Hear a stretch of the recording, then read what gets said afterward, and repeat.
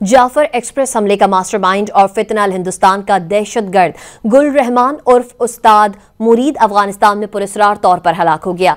ज़राए का कहना है कि भारतीय मीडिया और सोशल मीडिया के मुताबिक फितना अल हिंदुस्तान का दहशतगर्द अफगानिस्तान के सूबे हिलमंद में 17 सितंबर 2025 को हलाक हुआ। दहशतगर्द गुल रहमान फितना अल हिंदुस्तान मजीद ब्रिगेड का ट्रेनर और ऑपरेशनल कमांडर था। दहशतगर्द गुल रहमान पाकिस्तानी सिक्योरिटी फोर्सेस, चीनी शहरियों, मासूम शहरियों और मुख्तलिफ इदारों पर हमलों में मुलव्विस रहा है। फितना अल हिंदुस्तान ने पाकिस्तान के निहत्ते मासूम शहरियों, सिक्योरिटी फोर्सेस और सी पैक मंसूबों को निशाना बनाया। फितना अल हिंदुस्तान ने जाफर एक्सप्रेस, कराची में चीनी कॉन्सुलेट और गवादर पीसी होटल में दहशतगर्दाना कार्रवाइयां की।